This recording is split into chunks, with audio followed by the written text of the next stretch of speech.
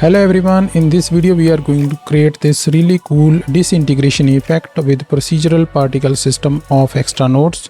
You can utilize this motion graphics for the product visualizations or for VJ loops. So let's get started. So for this you need the extra nodes for the procedural particle system. So let's add a plane. So this is going to be our host object for the particles. And let's also lock it is transforms. And let's add the geometry nodes modifier, and then we're going to add the object that we want to disintegrate. For the moment we're going to use this plane because it is easy to understand the concept, and later we're going to change this object to a different object. Okay, let's call this object, and then we need to also subdivide this few more times because the disintegration effect is based on the polygons of the input mesh. Okay, so let's select these particles and pin this, and let's bring this object here. Then we're going to add the chaos particle system and then plug this to the output. So we have this default particle system, and if we go inside this, we have this basic setup for the particle system. For this effect, we only need two forces. One is the vortex force and the second is the turbulence force.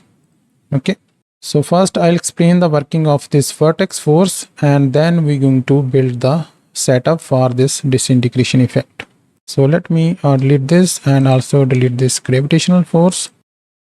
Let's add this vortex force here. In the emission setting, I'm going to set this to 1, the duration, start and end, and also decrease the particle density. This is just to show you the working of the vortex force on these particles. Let me also decrease the radius, something like this. In this vortex force, first you have to add the object to specify the vertex location and its direction. You can use the object or you can use these vectors. So let's add the object, this single arrow empty, and let's select that. So now if we run this, the vertex will form around this empty. See, so it is about the z-axis, and if we rotate this by a 90-degree, now it is pointing along the x-axis, so the vertex will form around the x-axis. Okay, and similarly if we move this empty to a different location, the vertex will form at that position. Okay, then you have the direction. You can switch the direction of the vertex, and here you can specify the strength of this force. I'll explain this attack angle. Let's first see this fall off option. By default, the fall off option is enabled for this force, and you can visualize this fall off with this viewer node. See, so this is the fall off. So that's why it is only affecting the particles that has non-zero value of the fall off. Okay, so here you can change the value of the fall off. So it is enabled for the strength and attack angle. You can also invert that. So let's make this like that, and if you run this, see, it is only affecting the outer particles. So this is how you can use the fall off option. So for this effect we don't need this fall off option, so we can disable that. Now let's talk about this attack angle. Okay, so this is a really nice and general concept for this force. So let me draw this attack angle here. So let's consider this particle which is on the x-axis. By default, the force is acting in this direction, which is perpendicular to the line which is joining this center. Okay, and now suppose you want to apply the force in this direction, you can make this angle negative, and if you want to apply the force in this direction, you can make this angle positive. So this is the zero value, so this is the negative, and this is the positive. So if you make this angle negative, means the force will be inward spiral vortex force. If you make this angle positive, the force will be outward spiral vortex force. And if you make this angle 0, means it is only the vortex force, neither inward, neither outward. Okay. So now if we make this angle, let's say minus 75, see all the particles drag toward the central vortex object. Let's call this a vortex object. Okay. Now if we make this angle positive, the force will be act outwardly.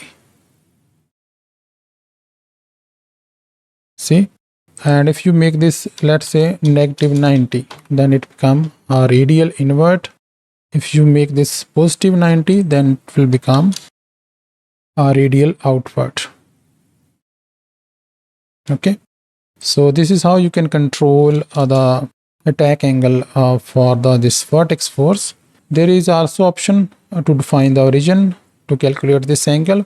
By default, it is using the world origin. You can also use the object location to calculate this angle. Okay, so in this case, we need to add this minus 75, inward spiral vortex force. Okay, and the strength around 2. So for this effect, we are looking for a big swirl turbulent effect. Okay, to dissolve or to disintegrate this object. This is the idea behind this. So let's add the turbulent force, and here I'm going to use the strength 5 and scale 5 and a very small variation for the speed. Now we have this turbulent swirl effect that we're going to use to disintegrate the object. Let me move this object to the x-axis.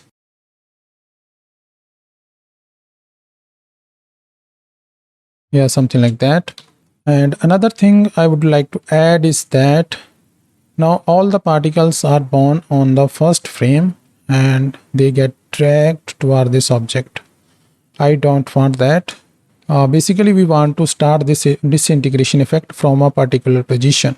Let's say from this corner or from this side, and that should gradually grow and toward the end of this object. For that, we need to add the short weight for the duration.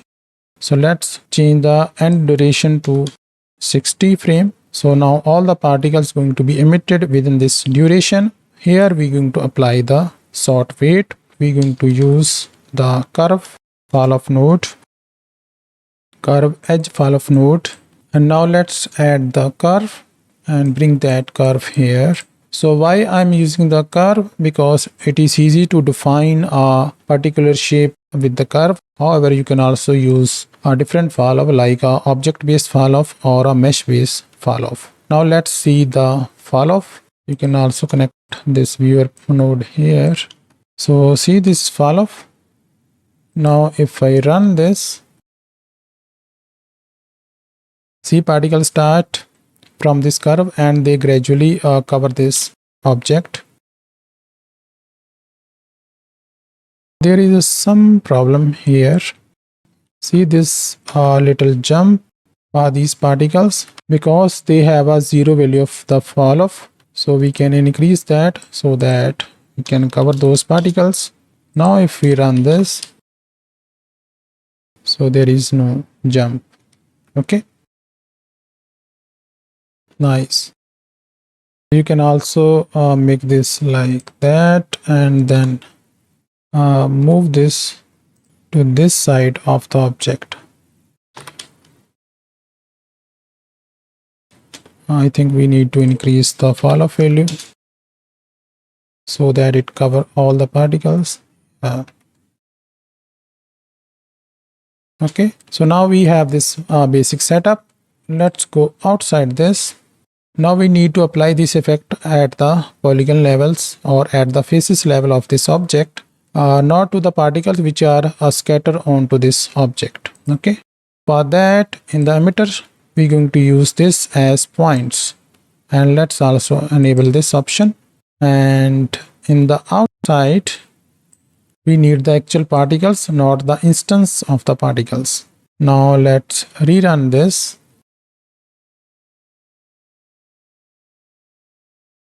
Let me hide the original object. See, it is operating at the vertices of this mesh, but we need to apply this effect at the faces level. For that, we need to create the particles at the face level. Change this to face and plug this into the emitter. Now we have these points based on the faces of the input mesh. Okay, so now we have these particles which are based on the faces. Now let's apply this dynamics to the faces. Let's first capture the dynamics from these particles at the face domain. Okay, so let's add the SI, which is sample index node, and we need to capture few attributes of the particles that we're going to apply to this faces or to the polygons of this input mesh. Then add the index node. Here we can use this index node because we have the same number of particles. So there is one-to-one correspondence for the particle and the face. So let's add the particle info node. Okay, so let's first capture this alive flag of the particle, and then we're going to capture the position, change this to vector, and then we're going to capture the factor, this age based factor, change this to float, and I think that's it. So we have these three values. And one thing I forgot is that in the particle setting we have to change this lifetime to around 160 and this total duration to 160.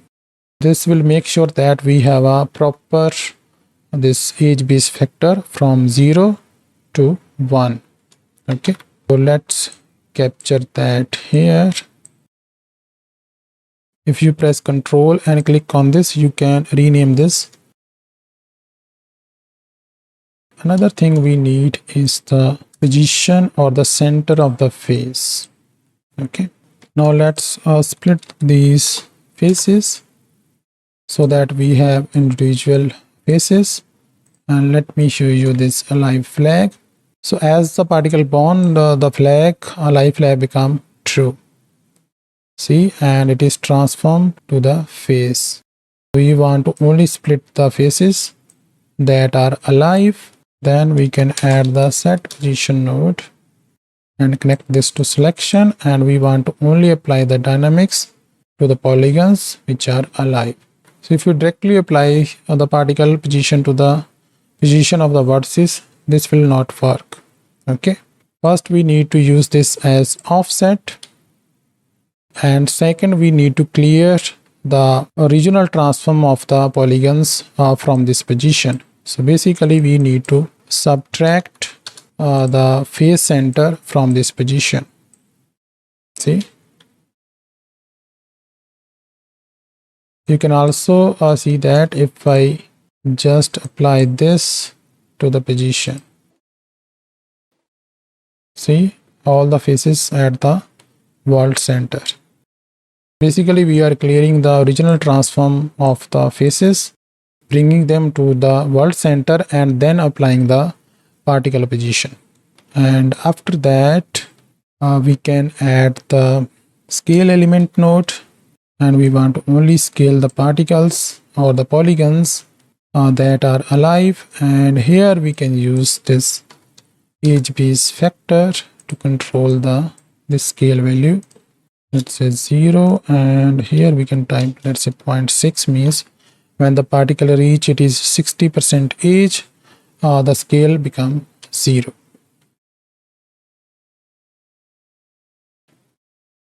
See, next is we going to add the extrude mesh node, and we want to only extrude the polygons that are alive.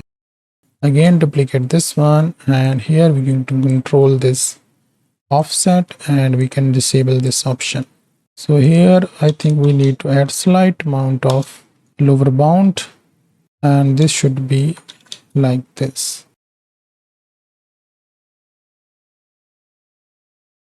See, originally they are flat plane, and then they get extruded as they get older. Next is the set shade smooth node. Now let's only smooth the polygons that are not alive. Okay, I think that's it. This is the complete setup. First we created the particles, then we transform the data at the face domain, and then we apply that data to the faces. Now let's change the object, add a monkey, rotate this around the z-axis, and let's plug that here. I think we can mute this for the moment.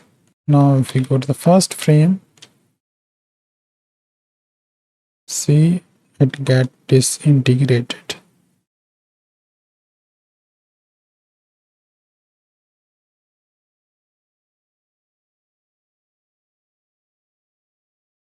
If you increase the number of polygons or the faces of the input mesh, you will have more number of particles.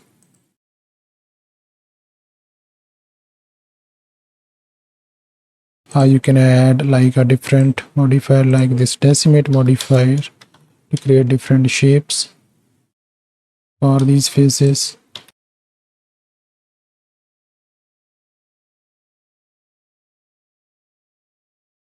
Okay, another thing is that this method preserves the UVs or the texture of the input mesh. So if you add a texture to the input mesh, it's going to preserve that. Now let's add a texture to this original Suzanne plywood, and let's add that. Material preview, see we have this texture. Now if you run this, see this really nice effect, and here we can enable this option. So our original mesh is smooth, then it is disintegrated into parts. Now you can move this to a different location. Let's move that here. So the effect start from the behind based on this curve object.